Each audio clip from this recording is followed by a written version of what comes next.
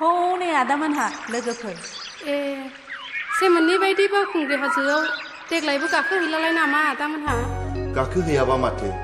गोदान बोसोरनि दुखु दाहाफोरखौ ज्राब बावगारजोबनानै गोदान बोसोरनि गोदान मिजिङै गोथार गोसोजों बै बावखुंग्रिनि हाजो थिखिनियाव गाखोनानै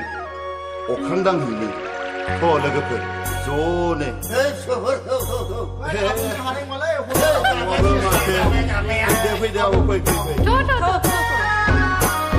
बोसोरनि गिबि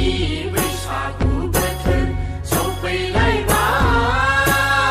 सेंग्राफोर सिख्लाफोर सफैलायबाय बावखुंग्रि हाजोआव गाखोनाय बोथोरा मोनफैलायबाय बावखुंग्रि हाजोआव गाखोनाय बोथोरा मोनफैलायबाय दुखु दाहाफोरखौ हामा हांसाफोरखौ जा बावगारनायनि समा फैबाय दुखु दाहाफोरखौ हामा हांसाफोरखौ जा बावगारनायनि समा फैबाय बोसोरनि गिबि बैसागु बोथोर सफैलायबाय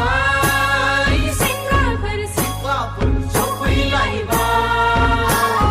बावखुंग्रि हाजोआव गाखोनाय बोथोरा मोनफैलायबाय बावखुंग्रि हाजोआव गाखोनाय बोथोरा मोनफैलायबाय